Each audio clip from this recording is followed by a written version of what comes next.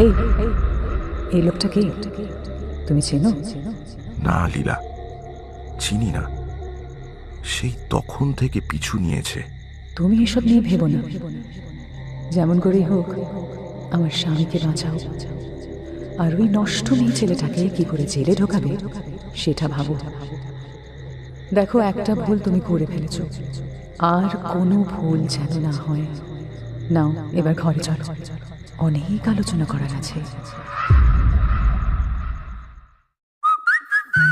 গপ্প মিলে ঠেক, কিছু ভয়, কিছু রহস্য, কিছু হাসি, কিছু প্রেম। এই ঠেকে সবই আছে। গপ্প মিলে ঠেকের আজকের গপ্প, পাঁচকড়িদের গপ্প অবলম্বনে হত্যাকারী কে। গপ্প শুরু হওয়ার আগে কয়েকটা জরুরি কথা। গপ্প মিলে ঠেক কোনো রকম ডোমেস্টিক ভায়োলেন্সকে সাপোর্ট করে না।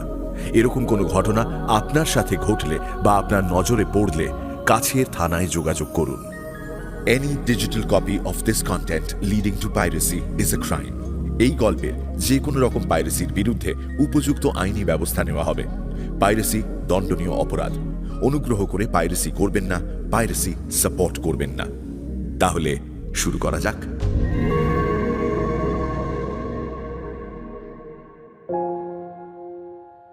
আমার মাথা ঠিক নেই জানেন, গত কয়েকদিন ধরে পাগলের মতো লাগছে। যদি আপনি কখনো কাউকে সত্যিকারের ভালোবেসে থাকেন, মানে যাকে বলে প্রকৃত ভালোবাসা, তাহলে হয়তো বুঝতে পারবেন কি মর্মান্তিক ক্লেশ আমি ভোগ করছি। আশ্চর্যের ব্যাপার, সেই নিদারুণ যন্ত্রণা সহ্য করে আমি এখনো বেঁচে আছি। ও, আমার নামটাই তো বলা হয়নি। আমার নাম যোগেশ চন্দ্র। আমার সাথে কি হয়েছে সেটা আপনাদের বলবো, কিন্তু এখন আমি এসেছি অক্ষয় কুমারের কাছে। পাকা গোয়েন্দা, বয়স একটু বেশি হলেও তার কিন্তু যথেষ্ট নাম ডাক আছে। কিন্তু গোয়েন্দা কেন? শুনবেন সে কথা? আচ্ছা বলছি, আসলে আমার জীবনে কি হলো? কি বলবে মনে আছে তো? মনে আছে, বলবো বলেই তো ওনার কাছে এসেছি। কিন্তু আমি যে তোমার সঙ্গে আছি সেটা আবার বলে ফেলো না কিন্তু। নমস্কার, আমার নাম অক্ষয় কুমার, নামজাদা গোয়েন্দা। সে আর বলতে হবে না। আমি যোগেশ চন্দ্র। আচ্ছা, আপনি কি কারোর সঙ্গে কথা বলছিলেন? কই, না না তো। কেমন যেন মনে হলো আপনি কথা বলছেন। না না, আপনি ভুল শুনেছেন। ও, তাই হবে হয়তো। তা হঠাৎ আমার কাছে? আমি একটা অদ্ভুত ধর্ম সংকটে পড়ে আপনার কাছে এসেছি। কি ব্যাপার? এক আসামিকে আমি বাঁচাতে চাই। যদিও মনে মনে তাকে আমি ঘেন্না করি, কিন্তু তবু আমি তাকে বাঁচাতে চাই। আপনি আমায় সাহায্য করুন। দেখুন যোগেশবাবু, সাহায্য করার আগে আমাকে সবটা জানতে হবে। আপনি আমাকে সমস্তটা খুলে বলুন, কিচ্ছু বাদ দেবেন না। আমি ছোটবেলা থেকেই লীলাকে ভালোবেসে এসেছি। লীলাও আমাকে মনে প্রাণে ভালোবাসতো। সে ভালোবাসার তুলনা হয় না। সেই ছোটবেলা থেকেই শুনতাম লীলার সঙ্গে আমার বিয়ে হবে।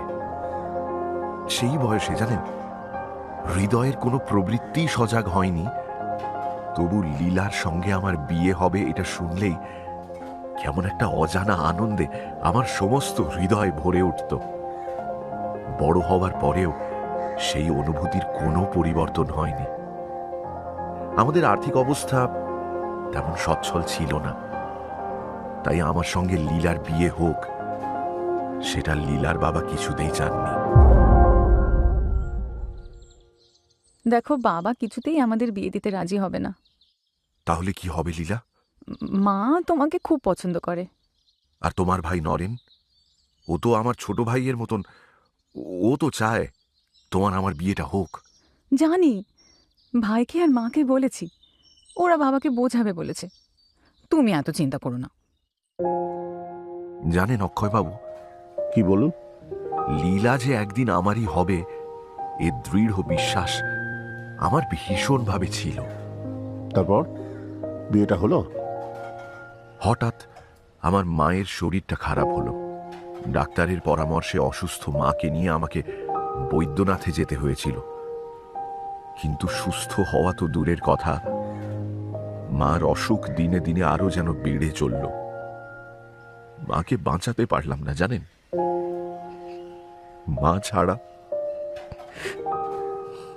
ছাড়া আমার জল খাবেন? এই যে একটু জল খান।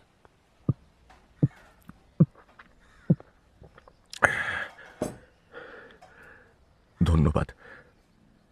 মা ছাড়া সংসারে আমার আর কেউ ছিল না জানেন। মা চলে যাওয়ার সঙ্গে সঙ্গেই সংসার থেকে আমার সমস্ত বাঁধন শিথিল হয়ে গেল। মনে হলো সমস্ত জগৎ যেন শূন্য।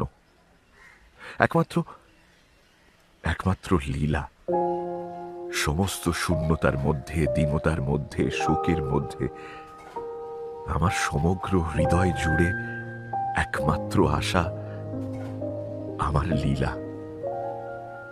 কিন্তু 1 বছর পরে দেশে ফিরে শুনলাম লীলা নেই।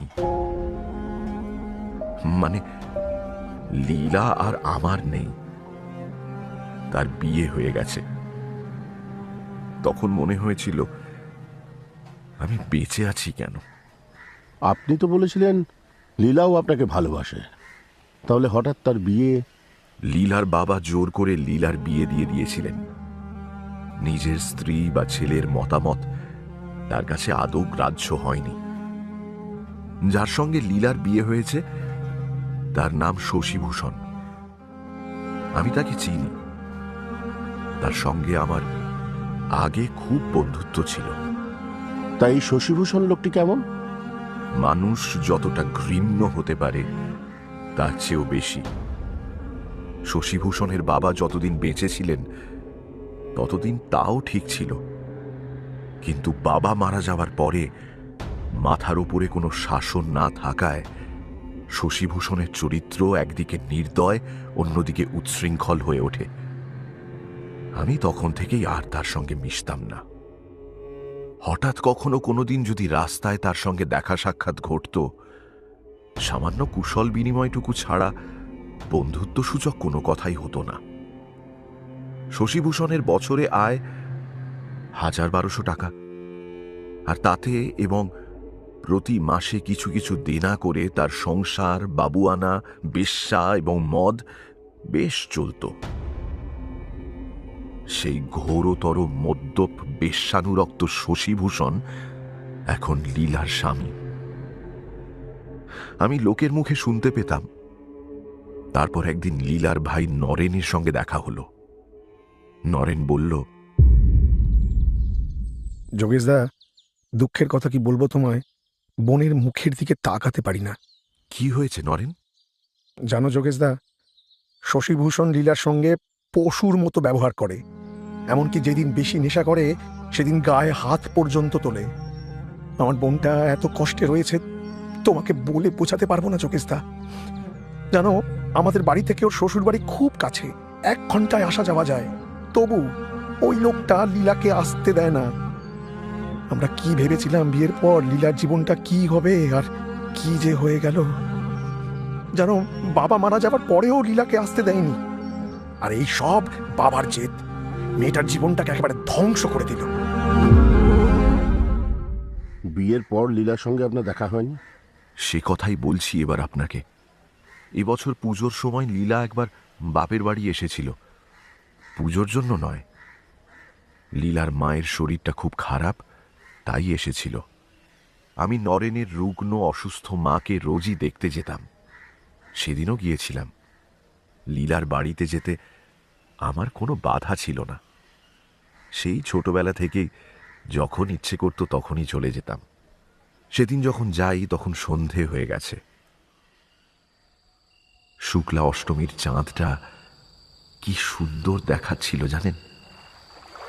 দূরে নদীর জলের অনর্গল শব্দ কি মিষ্টি লাগছিল।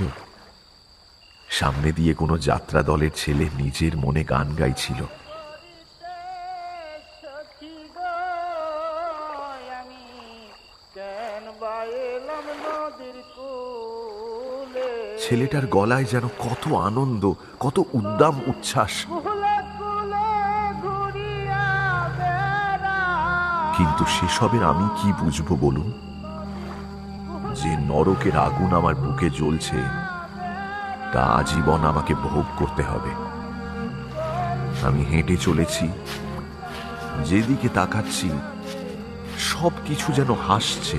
ওই চাঁদ, আকাশের ওই তারাগুলো, মৃদু মন্দ হাওয়া, সন্ধে পেরিয়ে যাওয়া এই প্রকৃতি, সব সব সব কিছু কত সুন্দর। শুধু আমি শান্তি শূন্য, আশা শূন্য, কর্তব্যচ্যুত, উদ্দেশ্যহীন কোনো এক পথের একমাত্র নিঃসঙ্গ যাত্রী। লীলার দেখা পেলেন? বাড়ির সামনে নরেনের সঙ্গে আমার দেখা হলো। ডাক্তারের বাড়ি যাচ্ছিল।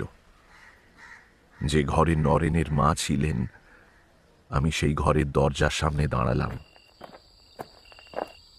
দেখলাম রোগ শয্যায় নরেনের মা শুয়ে আছেন, আর পাশে বসে একজন মহিলা তার মাথায় ধীরে ধীরে হাত বুলিয়ে দিচ্ছে। প্রদীপের আলোয় কিছু আবছা অস্পষ্ট তার অবয়ব, কঙ্কাল সর্বস্ব ম্রিয়মান মুখ। প্রথমে চিনতে পারলাম না, কিছুক্ষণ পর বুঝলাম লীলা। 2 বছর পর তাকে এই দেখলাম, কিন্তু যা দেখলাম তা না দেখলেই ভালো ছিল অক্ষয়বাবু। বিবর্ণ, ক্লান্ত, ম্লান মুখ, সেই লাবণ্য হারিয়ে একেবারে শ্রীহীন চেহারা, চোখের তলায় কালি। আমার সমস্ত মনটা বিষাদে ভরে গেল। কি আশ্চর্য! 2 বছরে মানুষের এমন ভয়ানক পরিবর্তনও হয়। মনে মনে ঈশ্বরকে বললাম, যাকে পাবার আশা আমি ত্যাগ করেছি, যার চিন্তাতেও আমার আর অধিকার নেই, কেন তুমি তাকে এভাবে এই মূর্তিতে আমার সামনে এসে দাঁড় করালে? আরো বললাম, আমার যত কষ্টই হোক না কেন ক্ষতি নেই, তুমি লীলাকে সুখী করো, তার ওই অন্ধকার মুখ হাসি মাখা করে দাও। আমি আর কিছুই চাই না। আমাকে দেখে লীলা মাথায় কাপড় দিল। তাড়াতাড়ি উঠে জড়সড় হয়ে লজ্জা পেয়ে যেই ঘর থেকে বেরোতে যাবে, দরজার একটা কোনায় তার আঘাত লাগলো। লীলা সরে দাঁড়ালো। লীলা, বসো। তুমি কি আমাকে চিনতে পারোনি? আসছি। মাসিমা, আমি যোগেশ। ওখানে দাঁড়িয়ে কেন? এখানে আমার কাছে এসে বসো বাবা। এখন কেমন আছেন? আর আছি বাবা, ওরও ভালো নয়। এই যাত্রায় মনে হয় না রক্ষে পাবো। নরেন রইল, লীলাও রইল। আমি জানি তুমি ওদের খুব ভালোবাসো। এখন তো ওদের আর কেউ রইল না বাবা। তুমি তুমি একটু ওদের দেখো। আপনাকে সেসব নিয়ে কোনো চিন্তা করতে হবে না। নরেন্দ্র আর লীলা দুজনেই আমার খুব কাছের। আমি আজীবন চেষ্টা করব যাতে ওরা ভালো থাকে। আর ঈশ্বরের ইচ্ছে আপনিও খুব তাড়াতাড়ি ভালো হয়ে উঠবেন। না বাবা, আর বাঁচতে ইচ্ছে করে না। নরেনের জন্যে আমি ভাবি না। সে বেটা ছেলে, লেখাপড়া শিখেছে, যেমন করে হোক আজ নয় 2 দিন পরে মাথা তুলে দাঁড়াতে পারবে। আমার চিন্তা শুধু লীলার জন্যে। লীলার স্বামী মাতাল, বদরাগী লোক। আমার সোনার মতন লীলার যে দশা সে করেছে, দেখলে চোখে জল আসে। লীলার জন্যে আমার মনেও সুখ হবে না বাবা। লীলা এখন এখানেই আছে, আমার কাছে। হ্যাঁ, এইমাত্র আমি ওকে দেখলাম। আমি তো প্রথমে লীলাকে চিনতেই পারিনি। লীলাকে এখন আর চেনা যায় না বাবা। তবে লীলার একটা ছেলে হয়েছে, দেখোনি না? না। লীলা, এই লীলা, ছেলেকে একবার এ ঘরে নিয়ে আয় তো। যোগেশ এসেছে, দেখবে। লীলা এলো। লীলার কোলে তার ছেলে।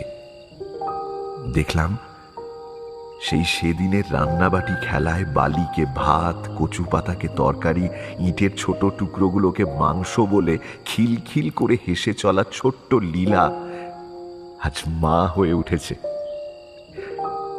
লীলা মাটিতে বসলো। ছোটবেলায় দুজনে একসঙ্গে কত খেলা করেছি, ছুটোছুটি করেছি, ঝগড়া করেছি। আড়ির পর ভাব করে একসঙ্গে বসে কত গল্প করেছি। বুঝতে পারলাম না কেমন করে সেদিন হঠাৎ যেন সেই শৈশবটা শুধু স্মৃতিচিহ্ন হয়ে গেল। যাই হোক, লীলার ছেলেটা বড় সুন্দর, টুকটুকে, মুখ চোখ কপালের গড়ন ঠিক লীলার মতো। মনে মনে আবার বললাম, লীলা সুখী হোক, আমি তাতেই সুখী।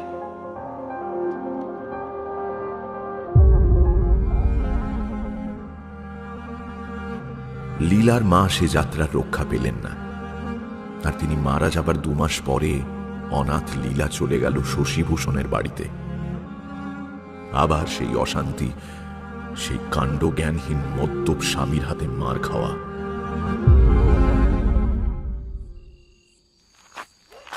সকলই তোমারই ইচ্ছা, ইচ্ছাময়ী তারা তুমি, তোমার কর্ম তুমি করো মা। লোকে বলে ইচ্ছাময়ী তারা তুমি। আস্তে আস্তে, ছেলেটা জেগে যাবে। তুমি আবার মদ খেয়ে এসেছো আজ? এই বেশ করেছি, নিজের পয়সায় মদ খেয়ে নিজের বাড়িতে মাতাল হয়েছি। আর তারপর নিজের বউকে পেটাচ্ছি। হ্যাঁ,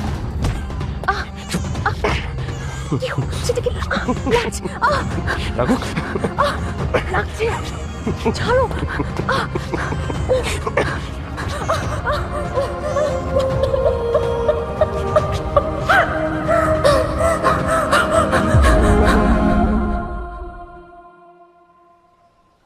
সত্যি কথা বলতে কি, আপনি চাটা কিছু খাবেন যোগেশবাবু?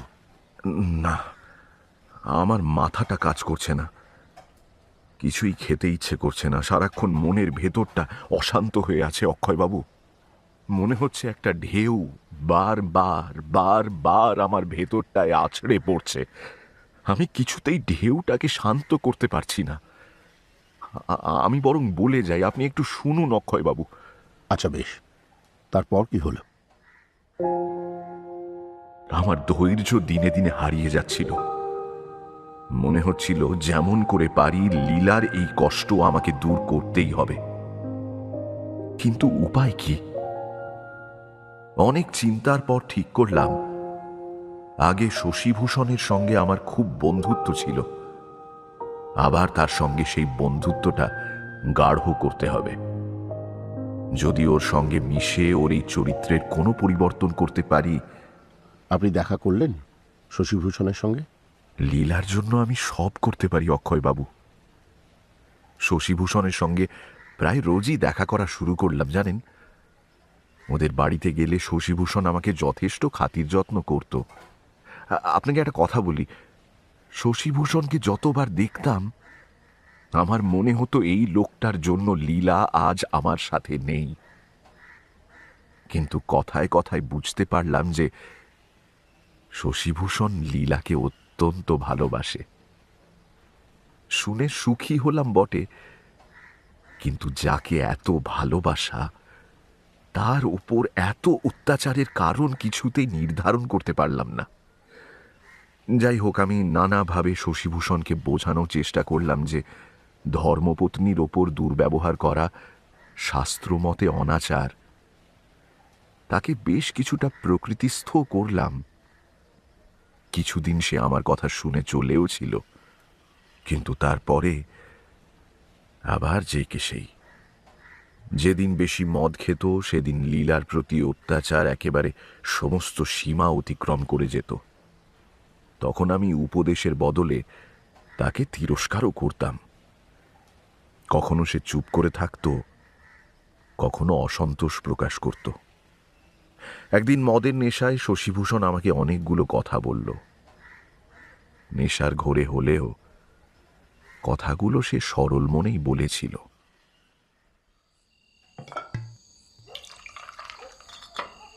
ভাই যোগেশ, আমার মতিগতি যাতে সুস্থ হয় সেজন্য তুমি প্রচুর চেষ্টা করেছ। সেটা যে আমি বুঝতে পারি না তা কিন্তু নয়। যদি আমি মাতাল কাণ্ডজ্ঞানহীন, তবু আমি তোমার মনের ভাব বেশ বুঝতে পারি। তুমি আমাকে অনেক বুঝিয়েছ, আমি বুঝিনি। তুমি আমাকে গালমন্দও করেছ, সবই আমার ভালোর জন্য। বিশ্বাস করো ভাই, আমি সব বুঝতে পারি, কিন্তু বুঝলে কি হবে? বেশি মদ খেলে আমার আর কিছুই মনে থাকে না। বেঁচে থাকতে মদ কোনোদিন ছাড়তে পারবো বলে মনেও হয় না। আগে হলে যদিও বা পারতাম, এখন আর তা পারবো না। আমার মনের ভেতর যে বিষের হলকা বইছে সেটা কে জানবে বলো? মদ খেয়ে অনেকটা ভালো থাকে। দেখো ভাই, একটা কথা আমি জানি, এই পৃথিবীতে আমার মতো ঘোরতর শত্রু তোমার আর কেউ নেই। আমি জানি তুমি লীলাকে ভালোবাসতে, লীলার সঙ্গে তোমার বিয়ে হওয়ার কথাও ছিল, কিন্তু থাক না ওসব কথা। পুরনো দিনের প্রসঙ্গ কেন টেনে আনছো তুমি? না, আমাকে একটু বলতে দাও। লীলা যে তোমাকে ভালোবাসে আমি সে কথা অনুভব করার চেষ্টা একবারও করিনি। যেদিন আমি প্রথমবার লীলাকে দেখেছিলাম, তার সৌন্দর্য আমাকে কেমন যেন পাগল করে দিয়েছিল। আমার মাথায় আর কোনো কিছুই ছিল না। খোঁজ নিয়ে জানলাম তোমার সঙ্গে লীলার বিয়ে হবে। লীলার মা নরেন দুজনেই সেটা চায়, কারণ তোমার আর্থিক অবস্থা যাই হোক না কেন, তোমার সৎ চরিত্রের ওপর তাদের প্রচন্ড বিশ্বাস। তাই ঠিক করলাম লীলাকে পেতে গেলে ওদের এই অগাধ বিশ্বাস ভাঙতে হবে খুব তাড়াতাড়ি। এসব তুমি কি বলছো শশীভূষণ? তুমি তোমার অসুস্থ মাকে নিয়ে বৈদ্যনাথ চলে গেলে, আমি সুযোগের খোঁজে রইলাম। তুমি যেদিন রওনা হয়েছিলে তার দুদিন আগে বোধহয় শুনে গেছিলে যে হরিহর মুখোপাধ্যায়ের বিধবা মেয়ে মোক্ষদাকে হঠাৎ পাওয়া যাচ্ছে না। কোথায় গেছে কেউ জানে না, মনে আছে? হ্যাঁ, মনে পড়ছে। আমি তাকে লুকিয়ে রেখেছিলাম। মোক্ষদাকে গ্রামের এমন একটা জায়গায় লুকিয়ে রেখেছিলাম যেখানে কেউ তাকে খুঁজে না পায়। সমাজের চোখে মোক্ষদা যতই দোষী হোক না কেন, তার কোনো দোষ নেই।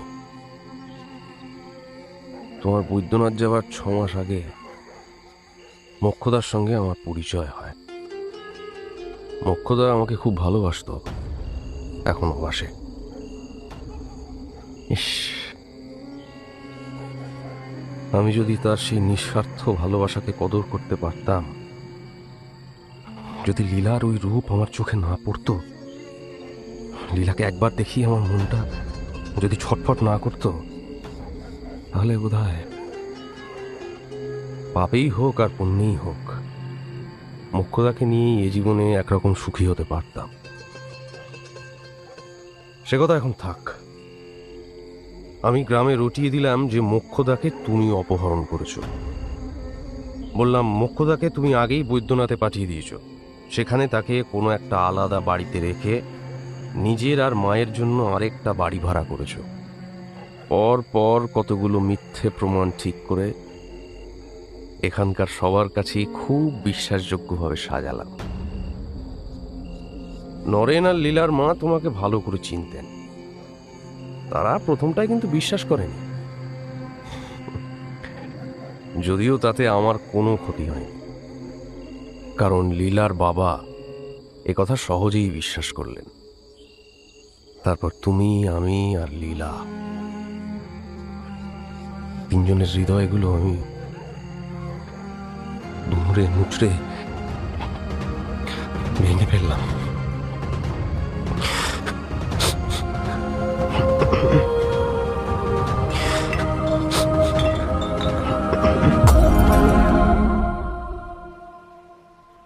অজয়বাবু, শশীভূষণের কথা শুনে প্রথমে আমার মাথায় আগুন জ্বলে উঠল।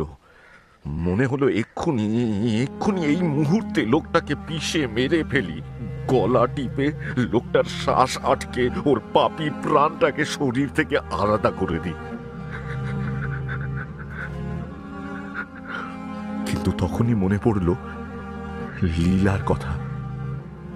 লীলা, আমার লীলা, এই এই দানবটা তো আমার লীলার স্বামী। আর সেই ছোট্ট ছেলেটা, তার কি অপরাধ? তাকে কি করে পিতৃহীন করব? না না, ঈশ্বর যেন কখনো আমায় এরকম চিন্তা না দেন। শশীভূষণকে হত্যা করে কোনো লাভ নেই, কিন্তু সেদিন থেকে প্রতিজ্ঞা করলাম, সদুপায়ে হোক কিংবা অসৎ উপায়ে যেমন করে হোক এই পাষণ্ডর অত্যাচার থেকে লীলাকে মুক্ত করার জন্য আমি প্রাণপণ চেষ্টা করব। আর সেজন্য আমাকে যা করতে হয় তাই করব।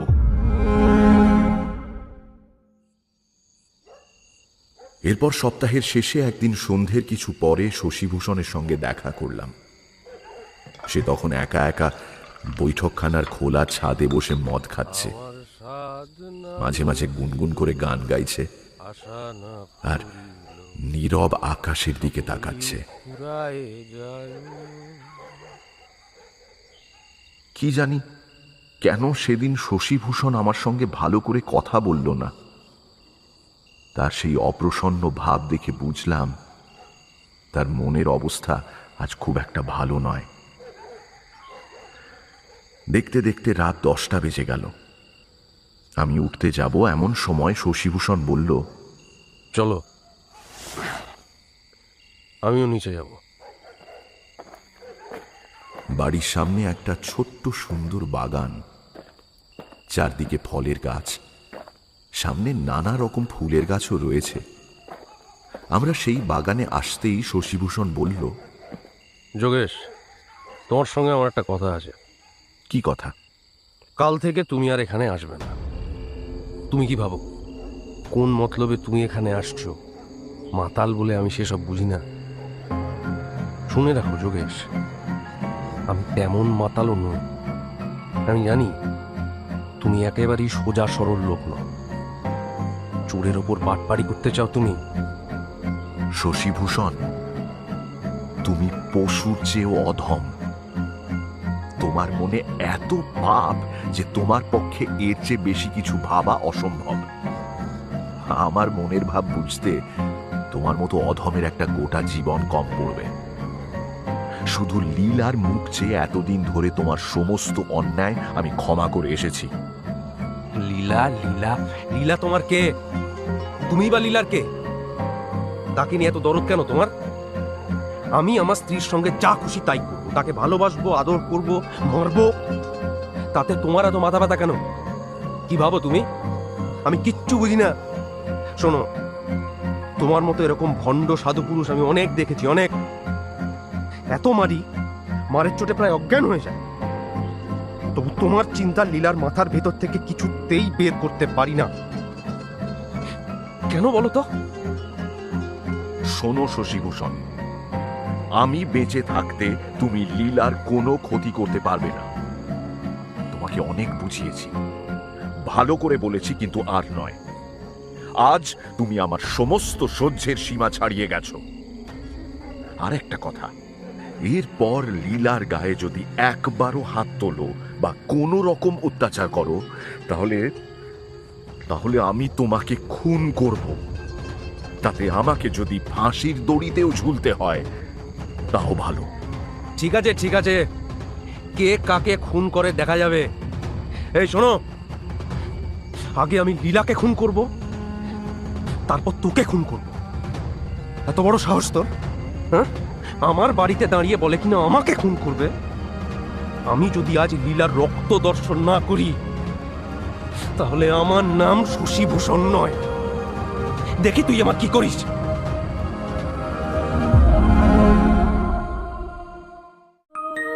শুনছেন গপ্প মিরে ঠেকের আজকের গপ্প, পাঁচকড়িদের গল্প অবলম্বনে হত্যাকারী কে। এখনো যদি ঠেকে সাবস্ক্রাইব না করে থাকেন তাহলে কিন্তু ঠকবেন। Subscribe to my channel and do not forget to click on the bell icon for notifications. তাহলে বাকিটা শোনা যাক। তা আপনি কি করলেন? শশীভূষণকে খুন করলেন? না না, আমি খুন করব আমি? আসলে আমার মাথা খুব গরম হয়ে গিয়েছিল সেদিন। কিন্তু একটা মাতাল লোকের সঙ্গে কতক্ষণই বা তর্ক করা যায়। আমি ওর বাগান থেকে বেরিয়ে এলাম। শশীভূষণ চলে গেল নাকি দাঁড়িয়ে রইল একবার ফিরেও দেখলাম না। রাস্তায় এসে মনটা বড্ড খারাপ হয়ে গেল। নিজেকে বারবার দোষ দিতে লাগলাম। কেন আমি শশীভূষণকে এমন রাগিয়ে দিলাম? একে মাতাল, তার উপর এত রেগে আছে। এই রাগের মুখে হয়তো আজ আমার লীলাকে কতই না যন্ত্রণা দেবে। এতদিন তো এত সহ্য করেছি, তাহলে আজ কেন আমি এরকম করলাম? কি কুক্ষণে যে শশীভূষণের সঙ্গে দেখা করতে বেরিয়েছিলাম! কেন আমি এমন সর্বনাশ করলাম? ইস, আমার লীলার ভালো করতে গিয়ে তার এরকম ক্ষতি করে ফেললাম। মানুষ যা করতে চায়, নিষ্ঠুর ঈশ্বর বোধহয় এরকম ভাবেই তার উল্টো কিছু একটা ঘটিয়ে দেন। আমার মনের ভেতর কিরকম একটা তোলপাড় শুরু হলো জানেন। শশীভূষণের বাড়ি থেকে ফিরতে ফিরতে দুটো মুখ বারবার মাথার মধ্যে ঘোরাফেরা করছিল। একটা আমার লীলার মুখ, আহা কি সুন্দর নিষ্পাপ শান্ত একখানা মুখ, আর একটা ওই শশীভূষণের মাতাল বদরাগী মুখটা। একবার মনে হলো গিয়ে লোকটাকে খুন করে আসি। কিন্তু তারপর মনে হলো শশীভূষণ মারা গেলে লীলা বিধবা হয়ে যাবে। লীলার ছেলেটা না না না, শশীভূষণের গায়ে একটা আঁচড়ও দিই এমন ক্ষমতা আমার নেই অক্ষয়বাবু। আপনি শুরুতে বলেছিলেন আপনি একজন আসামিকে বাঁচাতে চান, যদিও মনে মনে তাকে ঘেন্না করেন, তবু তাকে বাঁচাতে চান। সেই ব্যাপারটা কিন্তু এখনো বুঝলাম না। সে কথাই এবার বলছি। আসলে মাথাটা ঠিক কাজ করছে না অক্ষয়বাবু, তাই হয়তো একটু বেশি কথা বলে ফেলছি। ঠিক আছে ঠিক আছে, আপনি বলুন সেদিনের পরে কি হলো? আপনি কি আবার গেলেন শশীভূষণের বাড়িতে? পরদিন সকালের সেই ভয়ঙ্কর স্মৃতির হাত থেকে আমি কি মরেও অব্যাহতি পাব? তখন বেলা ঠিক 10টা। এমন সময় নরেন ঊর্ধ্বশ্বাসে ছুটে এসে আমার ঘরে ঢুকল, মুখ বিবর্ণ, দৃষ্টি উন্মাদের। যোগেশদা সর্বনাশ হয়ে গেছে। যা ভেবেছিলাম তাই হয়েছে, একেবারে খুন। যোগেশদা, এবার কি হবে? তুমি শিগগিরই চলো। শান্ত হও নরেন, শান্ত হও। তুমি এরকম করছো কেন? কি হয়েছে? আমি তোমার কথা কিছুই তো বুঝতে পারছি না। সর্বনাশ হয়ে গেছে যোগেশদা। লীলা আর নেই। শশীভূষণ কাল রাতে লীলাকে খুন করেছে। পুলিশের লোক শশীভূষণকে গ্রেপ্তার করেছে। কি বললে তুমি?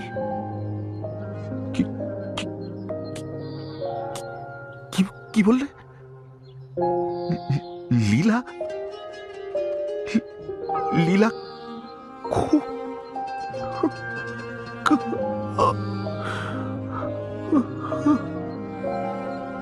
যোগেশদা, যোগেশদা, এই তো অজ্ঞান হয়ে গেল। একটু জল, একটু জল। ও যোগেশদা, চোখ খোলো। মাথাটা কেমন একটা করছে। তুমি ঠিক আছো যোগেশদা?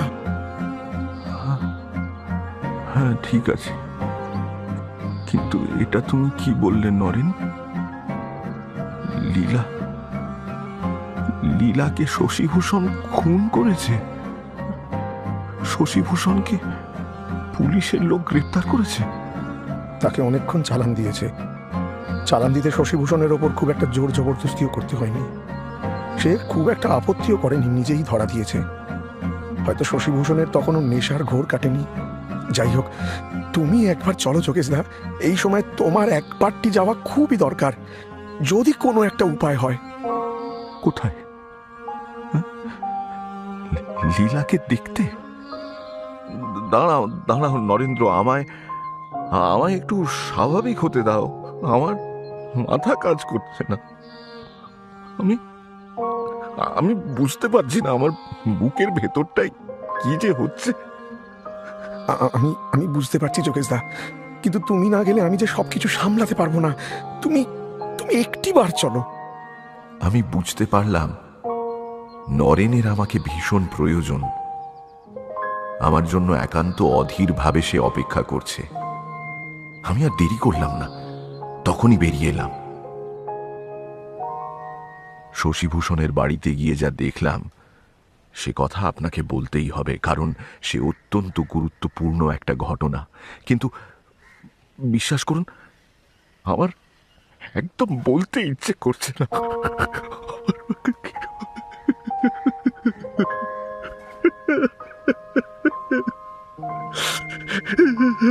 আমি বুঝতে পারছি যোগেশবাবু, আপনার যা মনে হয় সেটাই বলুন, জোর করতে হবে না। লীলার খুনে শশীভূষণের বিরুদ্ধে যা যা প্রমাণ পাওয়া গেছিল তাতে সেই যে দোষী তা নিয়ে আর কারো কিছুমাত্র সন্দেহ ছিল না। আগের দিন রাতে বাগানের মধ্যে আমার সঙ্গে শশীভূষণের যেসব কথা হয়েছিল, একজন কাজের লোক সেসব শুনেছিল। সে নিজের জবানবন্দিতে আমাদের সমস্ত কথা পুলিশকে বলেছে। সকালবেলা লীলার দেহ বিছানার পাশে পড়েছিল, আর লীলার বুকে একটা ছুরি ঢোকানো ছিল।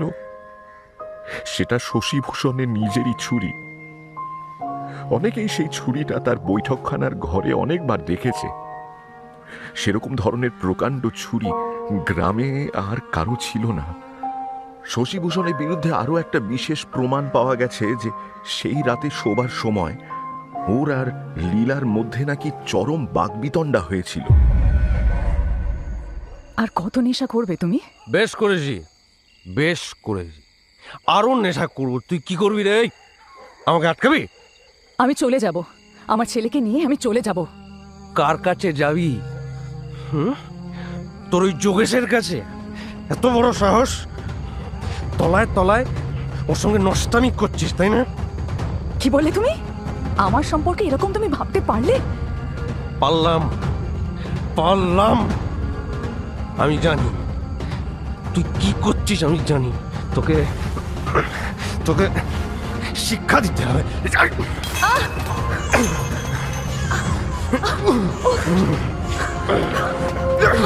কি করছো তুমি? ছাড়ো আমাকে।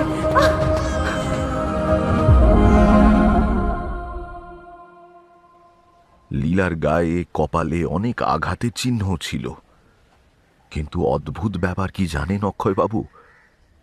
এত কিছু প্রমাণ সত্ত্বেও শশীভূষণ যে নিজের স্ত্রীকে খুন করেছে সেটা তখনও স্বীকার করতে চাইছিল না। থানায় গিয়ে বারবার বলছিল যে সে সম্পূর্ণ নিরপরাধ।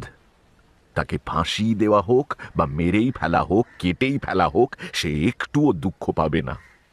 আরও শুনলাম সে নাকি আমার সঙ্গে দেখা করতে চায়। যেই তার সঙ্গে দেখা করতে যেত তাকেই বিশেষ করে বলে দিত যে আমি যেন একবার গিয়ে তার সঙ্গে দেখা করি। আপনি গেলেন তার সঙ্গে দেখা করতে? কি করব বলুন? মনে হলো আমার জন্য নয়, লীলার জন্য। যতই যা হোক, সে তো লীলার স্বামী ছিল। হাজতে গেলাম দেখা করতে।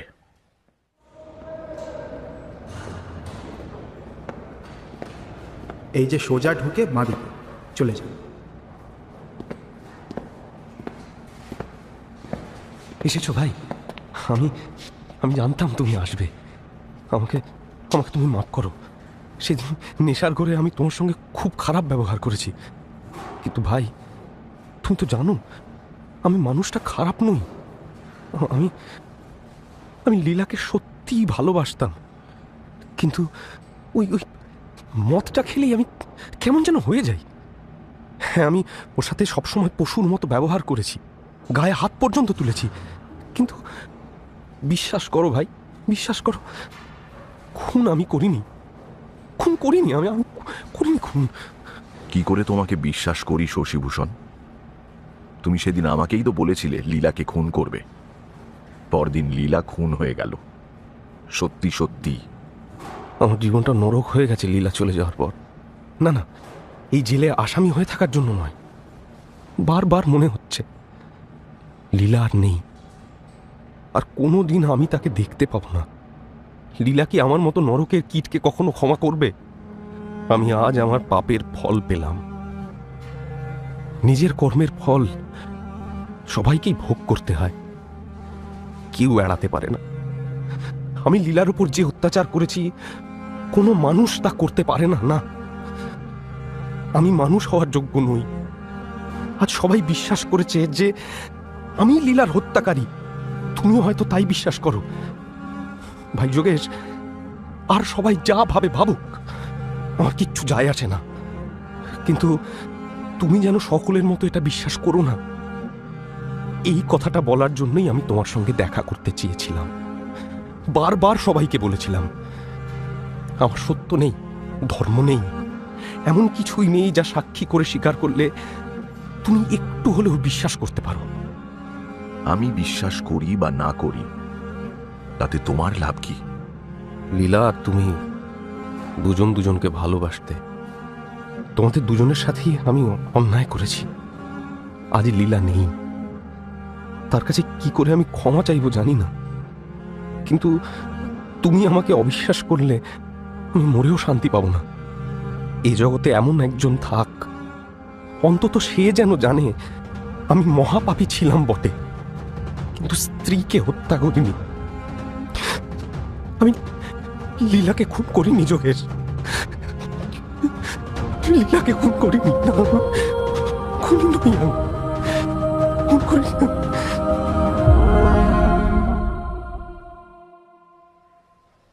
জানেন অক্ষয়বাবু, লোকটাকে যতই ঘেন্না করি, ওর ওই কথাগুলো শুনে আমার মনে হলো লোকটা আর যাই হোক মিথ্যে বলছে না। আমি ওকে জিজ্ঞেস করলাম, শশীভূষণ, এ পর্যন্ত যা ঘটেছে তুমি সবটা আমাকে বলো, কোনো কথা গোপন করার চেষ্টা করো না। যদি এই দুঃসময়ে তোমার কোনো উপকারে আসতে পারি আমি সেটা করব। তুমি বলো।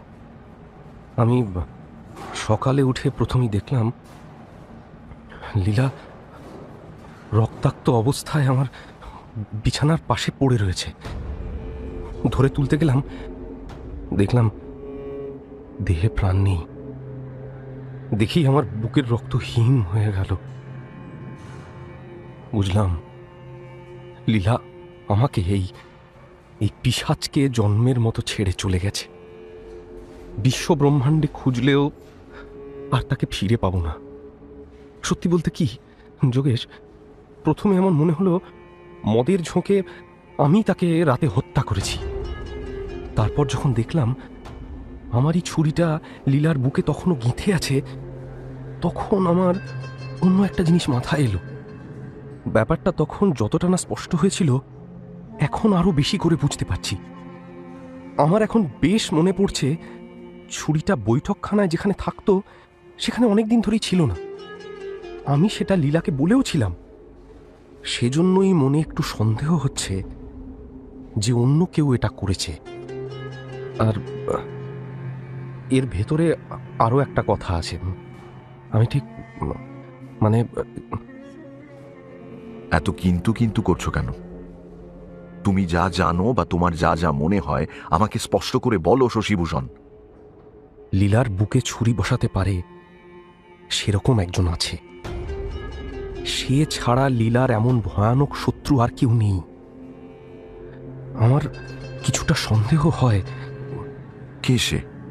আগে বলনি কেন? তুমি তার নাম শুনেছ? নাম শুনেছি। কে? মোক্ষদা। মোক্ষদা? হ্যাঁ, মোক্ষদা। যেদিন থেকে আমার বিয়ে হয়েছে সেদিন থেকে মোক্ষদাও অন্য মূর্তি ধরেছে। কি একটা হতাশায় সে যেন একেবারে মরিয়া হয়ে উঠেছে। অনেকবার সে আমাকে শাসিয়ে বলেছিল, এর ফল কিন্তু তোমাকে ভোগ করতে হবে। আমি যে সে নই, আমার নাম মোক্ষদা। এক ঢিলে কেমন করে দুটো পাখি মারতে হয় সেটা তোমাকে একদিন আমি দেখিয়ে দেব। লোকে আমাকে এমনিতেই নষ্ট মেয়ে ছেলে বলে, আমার তো আর দুর্নামের ভয় নেই। অসম্ভব শশীভূষণ, মোক্ষদা হে কখনো হয় নাকি? জানি না, যদি তা নাও হয় তাহলেও আমি তোমাকে অনুরোধ করে বলছি ভাই, লীলার প্রকৃত হত্যাকারীকে তুমি খুঁজে বের করবে, আর সেজন্য যথেষ্ট চেষ্টা করবে।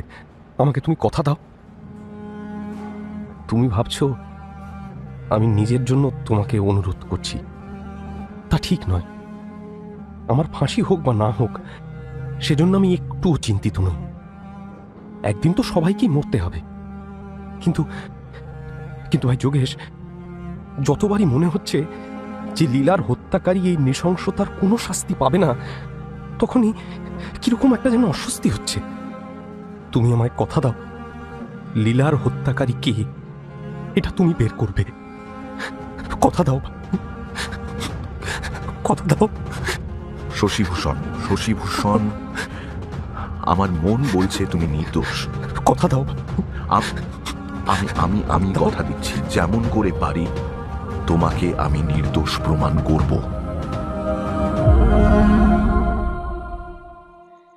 অক্ষয়বাবু, ওকে কথা তো দিয়ে এলাম, কিন্তু এবার কি করব সেটা তো বুঝতে পারছি না। আপনার নামটা মাথায় আসতেই চলে এলাম আপনার কাছে। লীলার আসল খুনি কে আপনি যদি বের করে দিতে পারেন তাহলে আমি আপনাকে 1000 টাকা পুরস্কার দেব। অক্ষয়বাবু খুব মন দিয়ে আমার কথাগুলো শুনলেন। শুনে অনেকক্ষণ কি যেন ভাবতে লাগলেন। আমাকে কিছুই বললেন না বা কোনো কথা জিজ্ঞেসও করলেন না। তাকে অত্যন্ত চিন্তিত দেখে আমি আর থাকতে পারলাম না। কিছু জিজ্ঞাসা করবার থাকে তো বলুন। আমার মনের অবস্থা একদম ঠিক নেই। হয়তো ঘটনাটা একটানা বলে যেতে যেতে কোনো কথা বলতে ভুল করেছি, কোনো কথা বলতে ভুলে গেছি, সেই জন্য বোধহয় আপনি কিছু সমস্যায় পড়েছেন, তাই না? না, সমস্যা কিছু নেই, আমি বেশ ভালোভাবে বুঝতে পেরেছি। তবে কি জানেন, কাজটা খুব একটা সহজও নয়। তবে সহজ না হলেও যাতে সহজ করে আনতে পারি সেজন্য আমি চেষ্টা করব। কিন্তু তার আগে আমার একটা কথা আপনাকে রাখতে হবে। আমার দুটো প্রশ্নের ঠিক ঠিক উত্তর আপনাকে দিতে হবে। দুটো কেন? আপনার যা কিছু জিজ্ঞেস করার আছে করুন, আমি এক্ষুনি উত্তর দেব। তবে কি কথা রাখতে হবে সেটা আগে বলুন। আমি আদৌ আপনার কথা রাখতে পারবো কি না। না না, এমন কিছু নয়। আসলে আজকালকার যে বাজার, বুঝতেই তো পারছেন। আপনি যে 1000 টাকা পুরস্কার দিতে চাইছেন সেটা একটা লেখাপড়া করে যে কোনো একজন ভদ্রলোকের কাছে আপনাকে রাখতে হবে। পরে যদি আমি তদন্তে সফল হই সেই টাকা আমি তার কাছ থেকে নেব, আপনার কোনো দাবি দাওয়া থাকবে না। আমি রাজি, আমার কোনো অসুবিধে নেই। এবার আপনার প্রশ্ন দুটো বলুন। প্রথম প্রশ্ন হচ্ছে এই, আমাকে একদম ঠিক করে বলবেন, গোপন করলে কিন্তু কোনো কাজ হবে না। শশীভূষণ যে নির্দোষ একথা আপনি বিশ্বাস করেন তো? নিশ্চয়ই।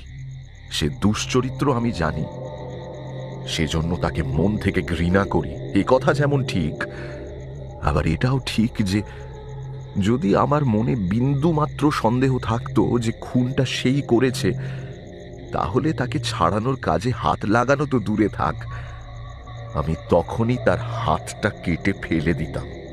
আচ্ছা, বুঝলাম। আমার দ্বিতীয় প্রশ্ন, আপনি কি শুধু শশীভূষণ যাতে নিরাপরাধ বলে প্রমাণিত হয় সেটাই চান, নাকি সেই সঙ্গে তার স্ত্রীর হত্যাকারীও যাতে ধরা পড়ে সেটা আমাকে করতে হবে? মাফ করবেন, এই প্রশ্নটা আমি ঠিক বুঝতে পারলাম না। এতে না বোঝার তো কিছু নেই, একটু ভেবে দেখলেই বেশ বুঝতে পারবেন। আচ্ছা বেশ, আমি বুঝিয়ে দিচ্ছি। কথাটা কি জানেন, প্রকৃত হত্যাকারীকে ধরা খুব একটা সহজ কাজ নয়, আর আমি চাইলেও তো সে এসে ধরা দেবে না। বড় শক্ত কাজ। কোনো নিরাপরাধ লোকের সপক্ষে প্রমাণ সংগ্রহ করা সে তুলনায় অনেক সহজ। বুঝেছি। আমি যে 1000 টাকা আপনাকে দেব বলেছি তা আপনার শশীভূষণকে নিরপরাধ প্রমাণ করার পারিশ্রমিক। কিন্তু আমার যা অবস্থা তাতে এর বেশি আর কিছু দিতে পারবো না। তবে আমি এটা বলতে পারি যে আপনি হত্যাকারীকেই ধরুন বা শশীভূষণকেই উদ্ধার করুন, ওই 1000 টাকা আপনি পাবেনই। আচ্ছা বেশ, পরে এইসব নিয়ে কোনো গোলমাল বাঁধার আগে সবকিছু জেনে রাখা ভালো। যাক, আপনাকে আমার আর কিছু জিজ্ঞেস করবার নেই। আমি অক্ষয়বাবুর বাড়ি থেকে বেরিয়ে এলাম। রাত তখন 1টা পেরিয়ে গেছে। প্রায় নিঃশব্দ নিস্তব্ধ অন্ধকার ছাড়া আমার সঙ্গী বলতে আর কেউ নেই। শব্দহীনতা এতটাই গভীর যে নিজের নিঃশ্বাসটুকু ছাড়া আর কিছু টের পাচ্ছি না।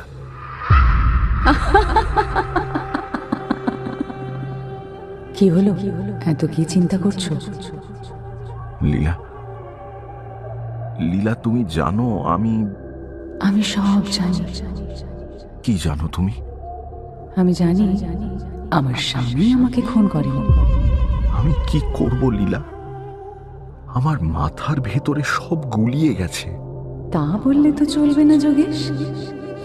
তোমার এখন সামনে অনেক কাজ। কি করব আমি? তুমি বলে দাও আমাকে। সবার আগে আমার স্বামীকে বাঁচাতে হবে। যাই হয়ে যাক, আমি তার স্ত্রী। আমার খুনের মিথ্যে দোষে তার ফাঁসি হোক, এ আমি মেনে নিতে পারবো না।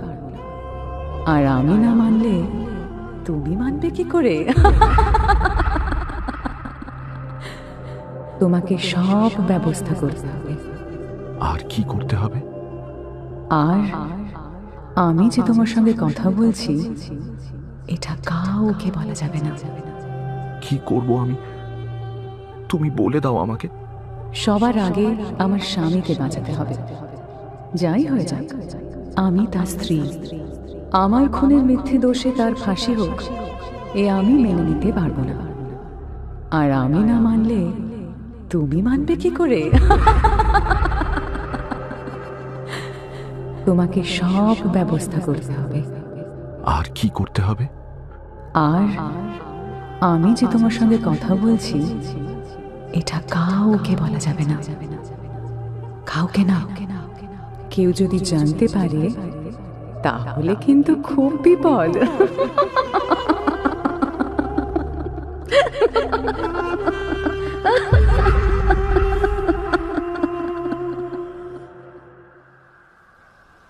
চার দিন পরে একদিন অক্ষয় কুমার বাবু নিজেই আমার বাড়িতে এলেন। সেদিন যেন তাকে কেমন একটু অসন্তুষ্ট দেখলাম। আমি কোনো কথা বলার আগেই তিনি বললেন, যা মনে হয় আসলে তো তা হয় না। কে জানতো মশাই, টাকার লোভ দেখিয়ে আপনি এমন একটা ঝঞ্ঝাটের কাজ এই বুড়োটার ঘাড়ে চাপাবেন? কেন, কি হয়েছে? আপনাকে আজ বড় বিরক্ত দেখাচ্ছে। আর বিরক্ত? গায়ের রক্ত শুকলে বিরক্ত হতে হয়। এই 3-4 দিনের মধ্যে আপনি কি কিছুই ঠিক করে উঠতে পারেননি? কি আর করব, আমার তো বারবার মনে হচ্ছে শশীভূষণ সম্ভবত খুন করেনি, কিন্তু শশীভূষণ এর সঙ্গে জড়িত আছে। ওর পরামর্শেই খুনটা হয়েছে, এমনকি সেই সময় শশীভূষণ উপস্থিত ছিল। আমি আপনার কথা ঠিক করে বুঝতে পারলাম না, কিন্তু আপনি যখন বলছেন তার মানে কিছু একটা প্রমাণ আপনার কাছে আছে। প্রমাণ আর কি? একজন তো স্পষ্ট স্বীকার করছে যে শশীভূষণ সেদিন রাতে যখন তার কাছ থেকে বিদায় নিয়ে আসে তখন সে স্ত্রীকে হত্যা করবে বলে স্বীকার করেছিল। এখন এই কথা সে আবার পুলিশের কানে দিতে চায়। কে সে? সেই মুখ্যদা এখন শশীভূষণ যার ঘাড়ে এই খুনের অপরাধটা চাপানোর চেষ্টা করছে। বোধহয় আপনি এখনো শোনেননি, খুনের রাতে মোক্ষদাও শশীভূষণের বাড়ি পর্যন্ত তার পেছন পেছন এসেছিল। হ্যাঁ, কি আশ্চর্য! আপনি সেই মোক্ষদার কথা বিশ্বাস করলেন? বিশ্বাস করার অভ্যেসটা আমার আদৌ নেই। ইনফ্যাক্ট পুলিশ কর্মচারীদের বড় একটা আশাও না। তবে কি জানেন, মোক্ষদা যদি এখন এসব কথা প্রকাশ করে দেয় তাহলে শশীভূষণের দোষটা আরো ভারী হয়ে উঠবে। শশীভূষণকে বাঁচাতে হলে মোক্ষদার মুখটা আগে বন্ধ করা চাই। সেটা কি করে হবে? এইসব পুলিশের ঝামেলায় জড়াবার ভয়ে যদি না সে নিজেই চুপ করে, তবে আমরা কি করে ওর মুখ বন্ধ করব? টাকা টাকা টাকাতে সবই হয়। টাকায় নিশ্চয়ই কাজ উদ্ধার হবে। এইসব নিয়ে দিনরাত মাথা ঘামিয়ে আমার মাথার সমস্ত চুল পেকে গেল মশাই। আপনি এক কাজ করুন, আপনি নিজে গিয়ে একবার তার সঙ্গে দেখা করুন। কি করলে ভালো হয় তখন আপনি সেটা নিজেই ঠিক করতে পারবেন। আমি মোক্ষদার সঙ্গে? এছাড়া আর কোনো উপায় আছে কি? তার নিজের মুখে এবং আপনার নিজের কানে শুনলে হয়তো আপনার মনের সন্দেহটা অনেকটা কেটে যেতে পারে। আসলে কি বলুন তো, আমার মনে আপাতত আর কোনো সন্দেহ নেই, অনেকটা নিশ্চিত হতে পেরেছি। কিন্তু এই সময় আপনি যদি তার সঙ্গে দেখা না করেন, কাজটা খুব একটা ভালো হবে না। এবার আপনি যে এতে আপত্তি করবেন সেটা তো আমি একবারও ভাবিনি। না না, আমার আপত্তির কি আছে? মোক্ষদার সঙ্গে কোথায় দেখা করতে হবে? ওর বাড়িতে? ও কি আসবে না? আসতে বোধহয় ও রাজি হবে না। আচ্ছা, আমি দেখছি একটা উপায় বার করা যায় কিনা। আপনি এক কাজ করুন, আমি বালিগঞ্জে একটা নতুন বাগান কিনেছি, সেই বাগানে কাল সন্ধ্যের একটু আগে একবার যাবেন। সেখানে আমি মোক্ষদার সঙ্গে আপনার দেখা করিয়ে দেবো, কেমন? এতে আপনার সম্মতি আছে তো? ওখানে অনেকেই বাগানটা চেনে, আমার নাম করে জিজ্ঞেস করলে যে কেউ আপনাকে বাগানটা দেখিয়ে দিতে পারবে। মোক্ষদা কি আপনার সেই নতুন বাগানে যাবে? এক্ষুনি আমি সেটা কি করে বলবো বলুন? তবে হ্যাঁ, একটা কথা বলতে পারি, যেমন করে হোক যাতে মোক্ষদাকে সেখানে নিয়ে যেতে পারি সেজন্য বিশেষ চেষ্টা করব। যোগেশবাবু, এ পর্যন্ত আমি কোনো বিষয়ে বিশেষ চেষ্টা করে কখনো অকৃতকার্য হইনি। আমি আর কোনো কথা বললাম না। অক্ষয় কুমার বাবুর নতুন বাগানে যাবার জন্য রাজি হলাম।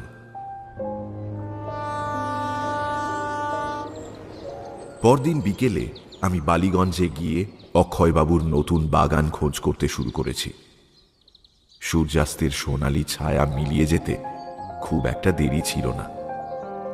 তার লাবণ্যে যেন চারপাশ মোহমুগ্ধ হয়ে আছে। কি এক অপ্রত্যাশিত সৌন্দর্যে গোটা বিশ্ব ভরে গিয়েছে, আর বিশ্ব পৃথিবীর অনন্ত জনপ্রাণী সেই বিরাট সৌন্দর্যের সামনে স্তম্ভিত হয়ে আছে, আর আমার হৃৎপিণ্ড ভেদ করে একটা মর্মাহত ব্যাকুল কাতরতা খাঁচার পাখির মতো প্রতিনিয়ত আঘাত করে চলেছে। হঠাৎ মনে হলো পশ্চিমের আকাশের সেই সোনালি আলোটা যেন এক অপূর্ব সুন্দরী মহীয়সী দেবী প্রতিমা। আমি বিভোর হয়ে দেখতে লাগলাম। যোগেশ, কোথায় হারিয়ে গেলে? লীলা, এই আলোতে তোমাকে কি সুন্দর দেখাচ্ছে। ওসব কথা থাক, ওই মোক্ষদা মেয়েটার থেকে সাবধান। এরকম কথা কেন বলছো তুমি? আমি জানি বিয়ের পরেও আমার স্বামী ওর সঙ্গে দেখা করতে যেত। আমি জানি ওই আমার স্বামীকে ফাঁসিয়েছে। মানে লীলা, ও তোমাকে খুন করেছে? যোগেশবাবু, যোগেশবাবু, কে খুন করেছে লীলাকে? কে? এই তো আমি। ও হ্যাঁ, আপনি? আপনি কার সঙ্গে কথা বলছিলেন? কই না তো। আপনার কি কিছু হয়েছে যোগেশবাবু? শরীর খারাপ লাগছে? না না, আমি ঠিক আছি। মোক্ষদা এসেছে? অনেকক্ষণ। ওই যে দোতলা বাড়িটা দেখছেন, ওখানে আছে। আমি দেখলাম বাগানের মধ্যে যেখানে দাঁড়িয়ে আমরা কথা বলছিলাম, বাড়িটা তার কাছেই। অক্ষয়বাবুর নতুন বাগানের মাঝখানে এই বাড়িটা কেমন যেন বেমানান, বেশ জীর্ণ এবং পুরনো। চারদিকে চুন সুরকি বালি সব ছড়িয়ে আছে। বুঝলাম সেই বহুদিনের পুরনোকে এখন রাজমিস্ত্রির সাহায্যে নতুন করা হচ্ছে। অক্ষয়বাবু আমাকে সেই বাড়ির দিকে নিয়ে চললেন।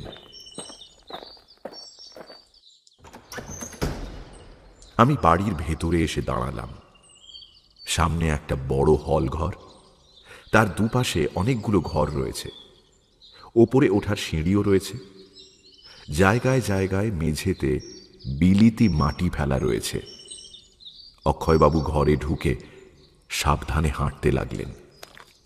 আমিও তার দেখা দেখি হাঁটছি, কিন্তু তার মতো আমি ততটা সাবধান হতে না পারায় পায়ের চাপ লেগে বিলিতি মাটি জায়গায় জায়গায় বসে যাচ্ছে।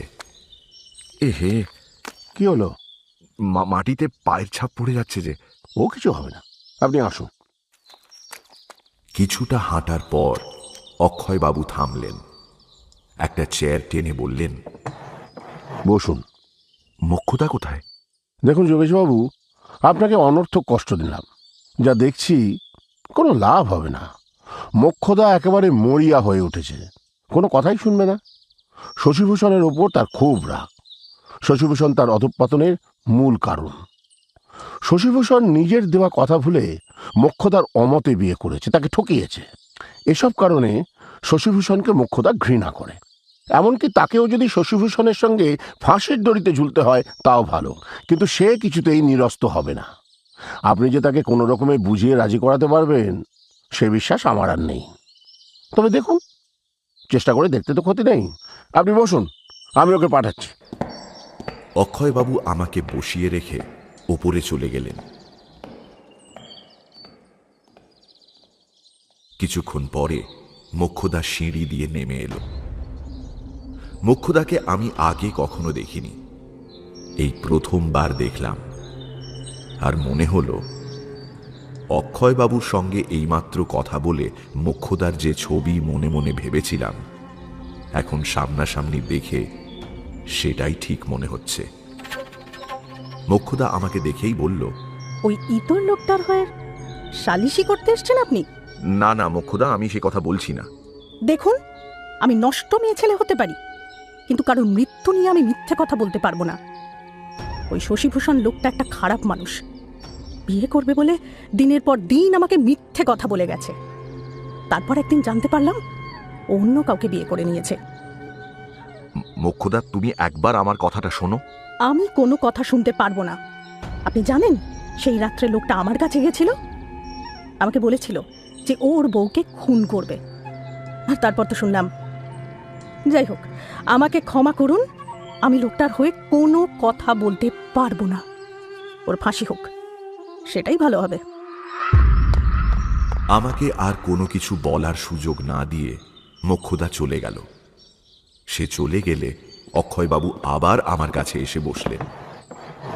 এখনো কি আপনি শশীভূষণকে নির্দোষ বলে বিশ্বাস করেন?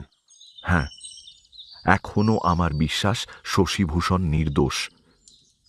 কিন্তু আপনার কি মনে হয় আমার এই বিশ্বাস ভ্রান্ত?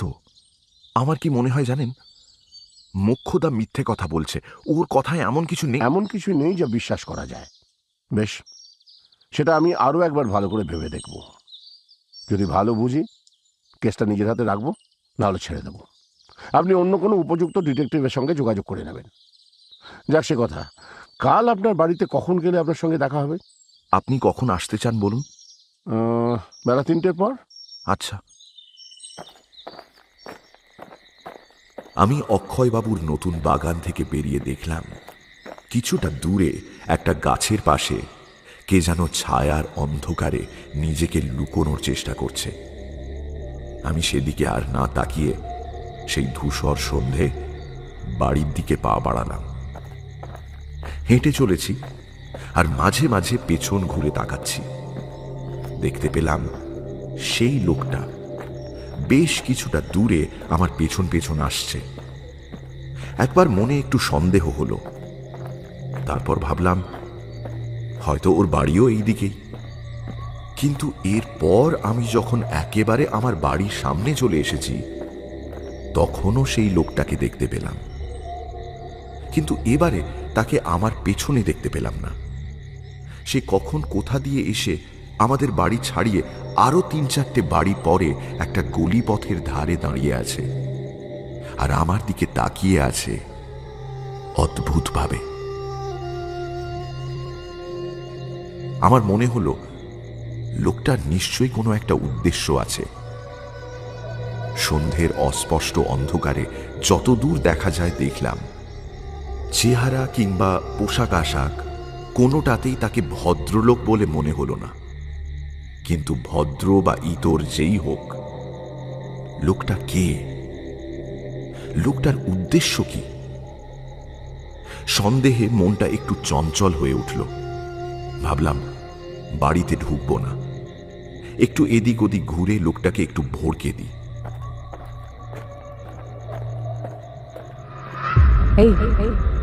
এই লোকটা কে? তুমি চেনো? না লীলা, চিনি না। সেই তখন থেকে পিছু নিয়েছে। তুমি এসব নিয়ে ভেবো না।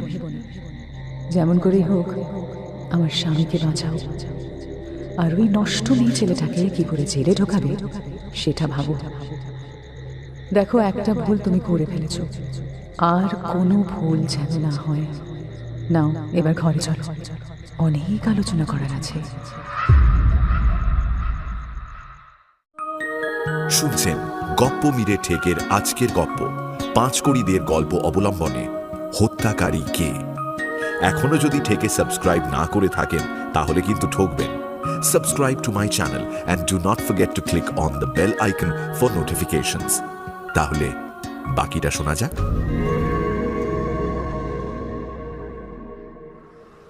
পরের দিন বেলা ঠিক ৩টে। অক্ষয় কুমার বাবু এলেন। দেখলাম তার মুখে একটা চওড়া পরিতৃপ্তির হাসি।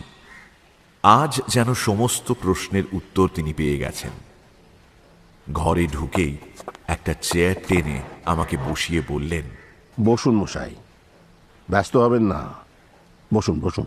মনে হচ্ছে এবার বোধহয় আপনি এই কেসটার একটা কিছু কিনারা করতে পেরেছেন। হ্যাঁ, আমি সাহস করে বলতে পারি এখন কেসটা ঠিক আমার হাতের মুঠোয় আনতে পেরেছি। খুব আশ্চর্য ব্যাপার জানেন, আমার মতো বিচক্ষণ ডিটেকটিভের হাতে যত কেস এসেছে একটা ছাড়া এরকম আশ্চর্য কেস পায়নি। আমার যা অভিজ্ঞতা তাতে বিচক্ষণ বিশেষণটার ওপর আমার একটু অধিকার থাকতেই পারে, কি বলেন? হ্যাঁ, কাল মোক্ষদার সঙ্গে আপনার কথাবার্তার পরে কেসটা একেবারে জলের মতো পরিষ্কার হয়ে গেছে, আর কোনো সমস্যা নেই। দেখুন, মোক্ষদা মেয়েটি ভারী ফিচেল, ভারী চালাক। যদি তাকে কোনো থিয়েটারে দেওয়া যায় খুব তাড়াতাড়ি সে একজন নামজাদা অ্যাক্ট্রেস হতে পারে। কেন? কাল যে আপনি বলছিলেন। কি বিপদ, কালকের কথা আজ আসছে কেন? শুনুন, আপনি ব্যস্ত হবেন না, আমি যা যা বলছি মন দিয়ে শুনুন।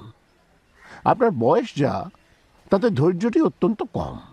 কাল যদি আপনাকে সব কথা ভেঙে বলতাম তাহলে আপনি হয়তো আমার সমস্ত পরিশ্রম পণ্ড করে ফেলতেন। মোক্ষদা মেয়েটি ভারী চালাক, মানে যতদূর চালাক হওয়া যায়। মোক্ষদার কাছ থেকে কি আপনি এই খুন রহস্যের কোনো সূত্র বের করতে পেরেছেন নাকি? দেখুন যোগেশবাবু, আপনার কথাটাই ঠিক। এই হত্যাকাণ্ডে শশীভূষণের কোনো দোষ নেই। আরও একটা কথা কি জানেন, হত্যাকারী একটা ভুল করে ফেলেছে। ভুল? কি ভুল? চরম ভুল। আসলে শশীভূষণকে খুন করতে গিয়ে সে ভুল করে লীলাকে খুন করেছে। আমার মাথার ভেতর দিয়ে বিদ্যুতের একটা সুতীব্র শিখা যেন খেলে গেল। মনে হলো লীলা আমার মাথার ভেতরে হাসছে।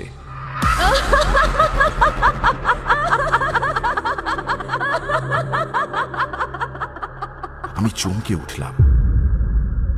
লীলা, চুপ করো, চুপ করো লীলা, এরকম করো না।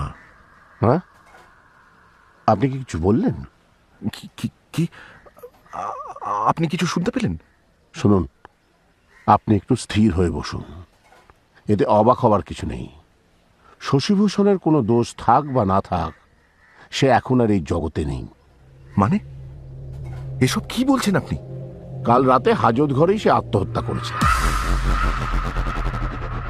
এবার আসি আসল কথায়, এই খুনের সমাধানের কথায়। আপনি বোধহয় জানেন শশীভূষণের শোবার ঘরটা দক্ষিণ দিকে সরু গলিটার ধারে।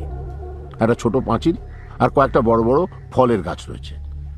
শশীভূষণের শোবার ঘরে দুটো বিছানা ছিল। একটাতে লীলা তার ছোট্ট ছেলেকে নিয়ে শুতো, আর একটাতে শশীভূষণ একা শুতো।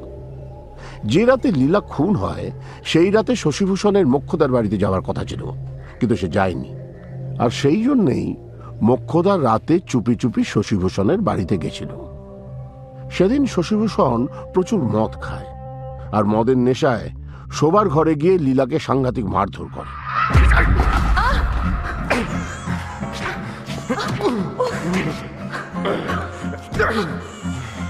ওদের শোবার ঘরের গলির দিকের একটা জানলা খোলা ছিল, ফলে গলিতে দাঁড়িয়ে ঘরের সেই সব ব্যাপার দেখবারও সুযোগ ছিল। যাকে এরপর শশীভূষণ একটা বিছানায় শুয়ে মদের ঝোঁকে খানিকটা এপাশ ওপাশ করে ঘুমিয়ে পড়ে, এবং লীলাও তার খানিকটা পরেই ঘুমিয়ে পড়ে।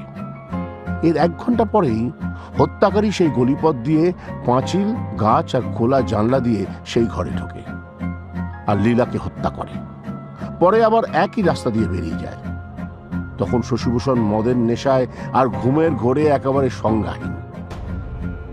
কি হলো জয়েশবাবু, আমার কথা আপনার বড় অদ্ভুত লাগছে মনে হচ্ছে। এসব কি শুধুই আপনার অনুমান, নাকি কোনো প্রমাণও আছে আপনার কাছে?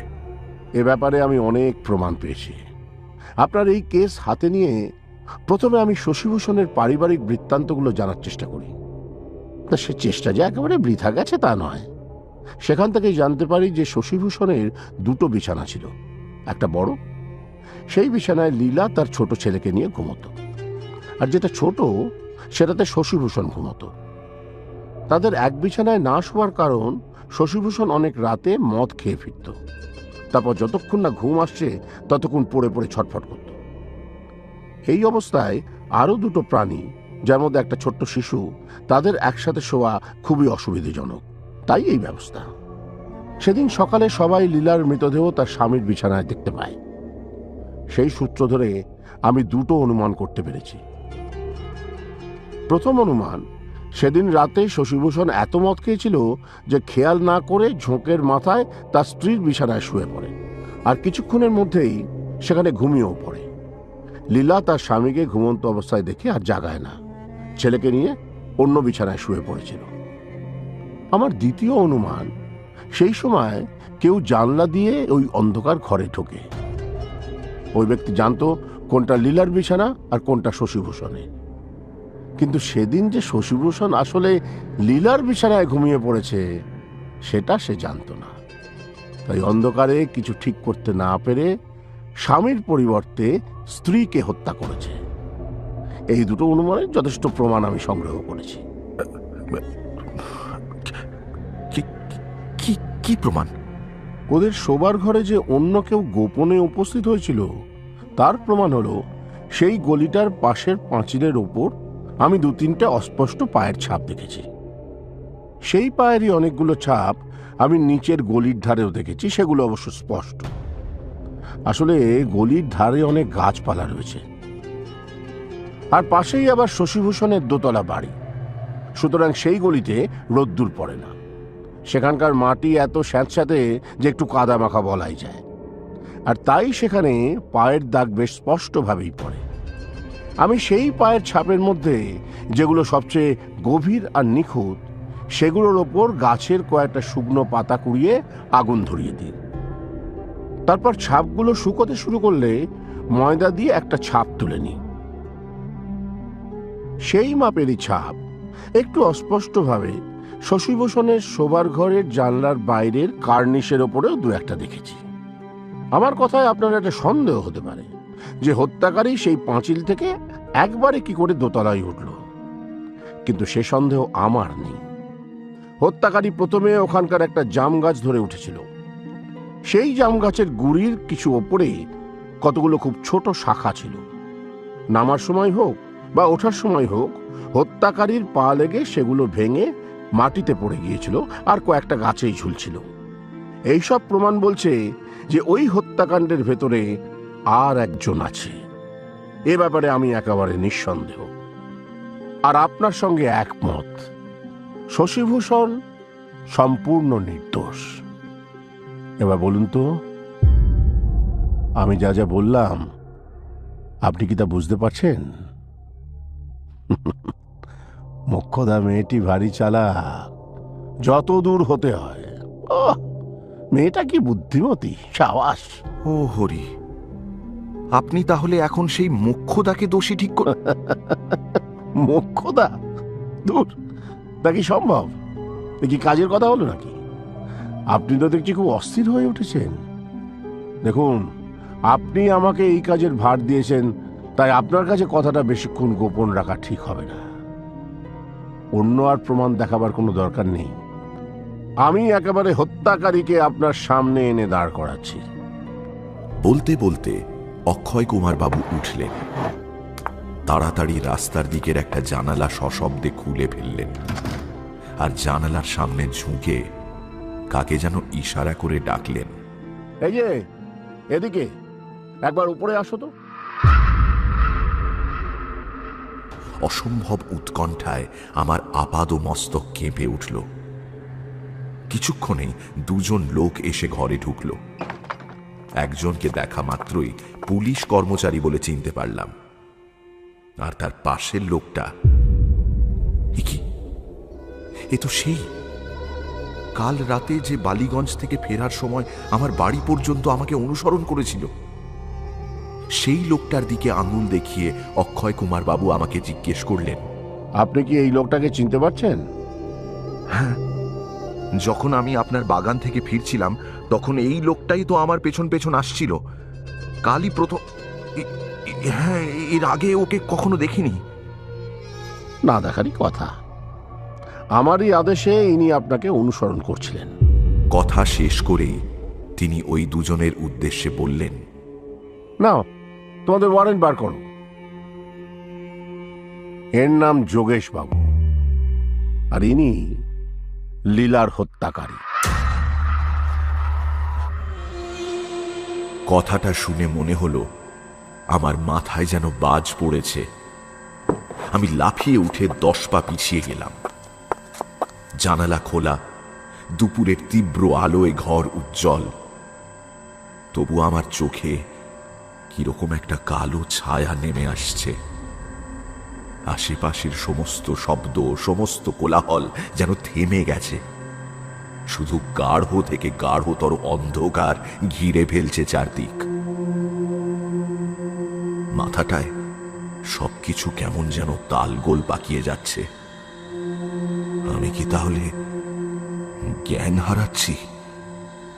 আমার কি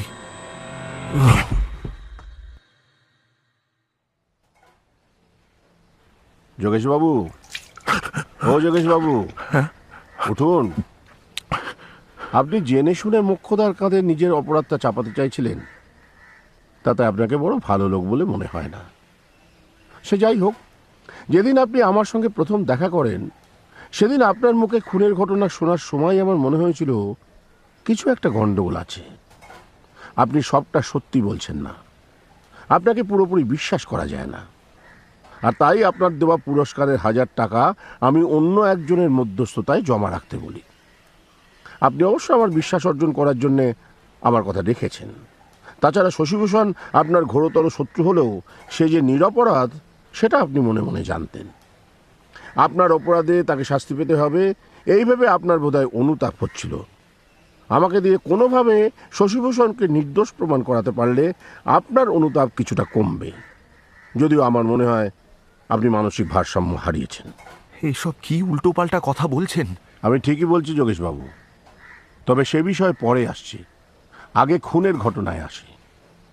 যেদিন লীলা খুন হয় সেই দিন রাত 10টার সময় বাগানে আপনার সঙ্গে শশীভূষণের খুব রাগারাগি হয় এবং তাকে আপনি খুন করবেন বলে শাসিয়েছিলেন।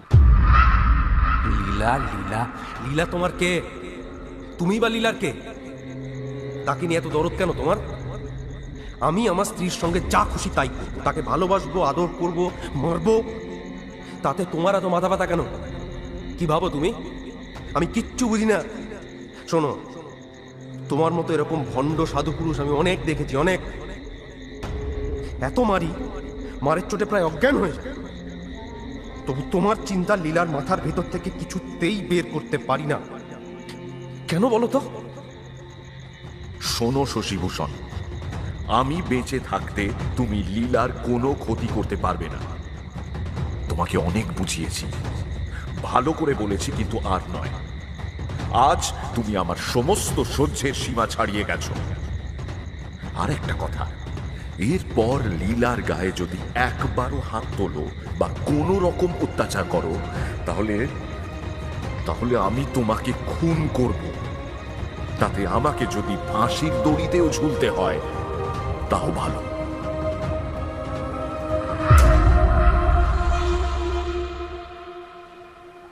এরপর আপনি বাড়ি চলে আসেন, কিন্তু আপনার মাথা তখনও ঠান্ডা হয়নি। আপনি স্থির করে ফেলেন শশীভূষণকে আপনি হত্যা করবেন। আপনি আবার ফিরে আসেন শশীভূষণের বাড়িতে। আপনার মাথায় ততক্ষণে একটা প্ল্যান এসে গেছে। আপনি বৈঠকখানা থেকে শশীভূষণের ছুরিটা চুরি করে নিয়ে আসেন, কিন্তু এটা খেয়াল করেননি যে একজন পরিচারিকা আপনাকে দেখে ফেলে।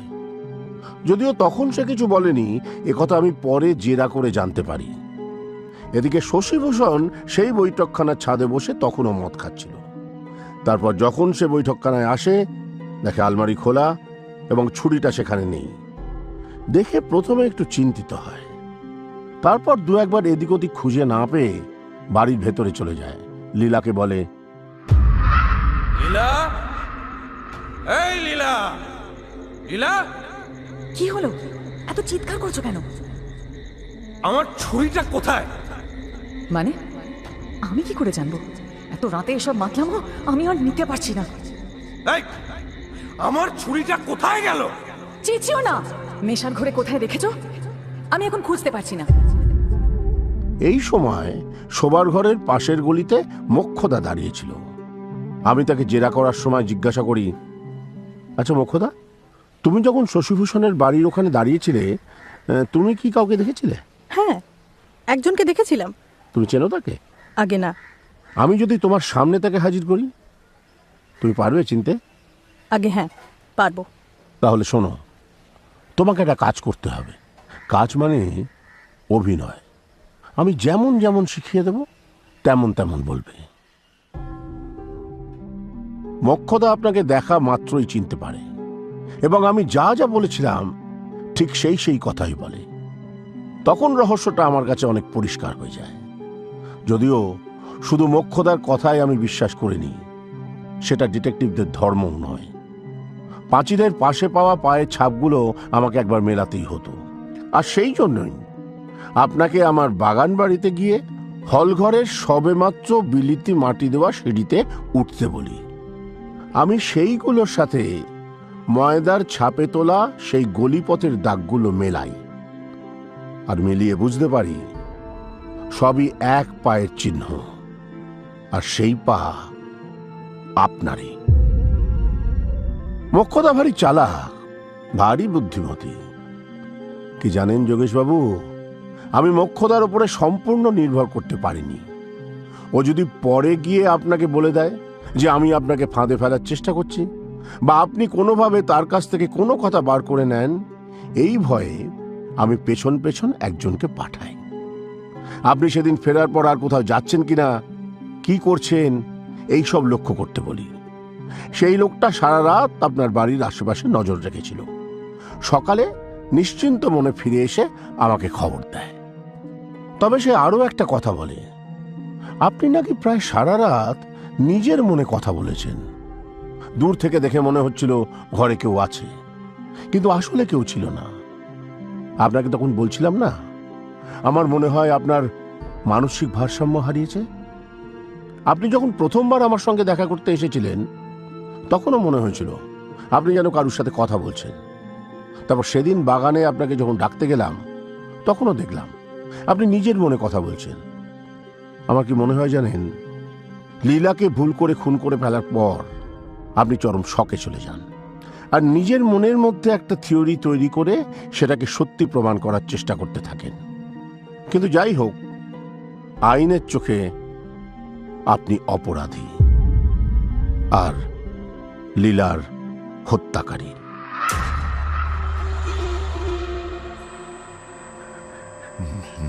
না না, আপনি ভুল করছেন। আপনি ভুল করছেন, সবটা ভুল করছেন। লীলা, লীলা, তুমি ওদের কিছু বলো।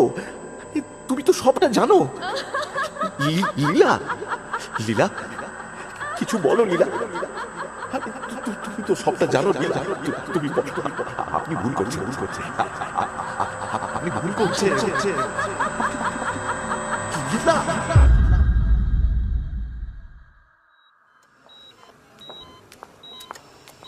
এখন কেমন আছে? আগের মতোই ভায়োলেন্ট? না, তবে হ্যালিউসিনেট করছে এখনো। ওই মেয়েটির সঙ্গে ইমাজিনারি কনভারসেশনটা কিন্তু এখনো চলছে। লীলা, এই লীলা, কোথায় লুকিয়ে পড়লে বলো তো? দেখো, ওরা আমাকে আটকে রেখেছে, আমি তোমাকে খুঁজতে যেতেও পারছি না। আমাকে আমাকে আটকে রেখেছে ওরা।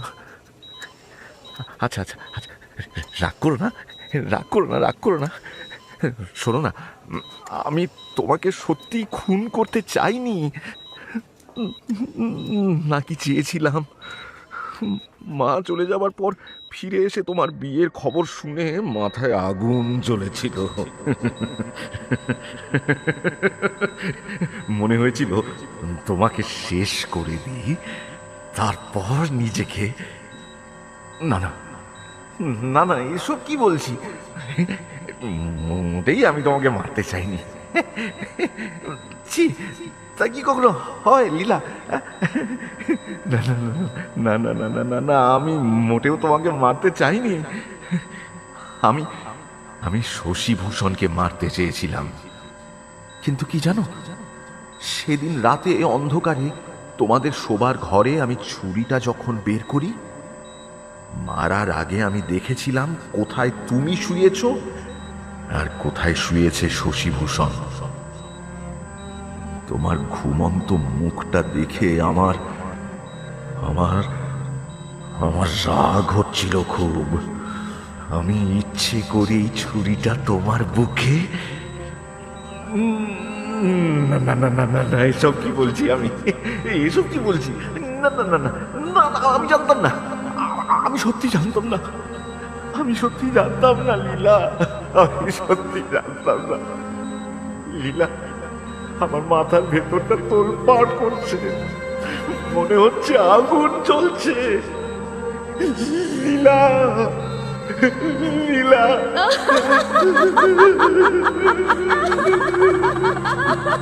তুমি হাসছো? তোমরা শুনতে পাচ্ছ?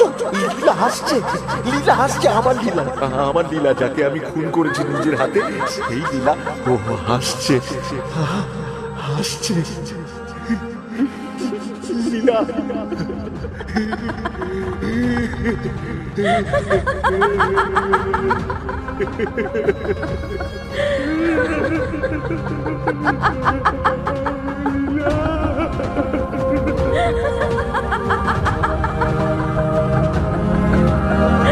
Ha ha ha ha!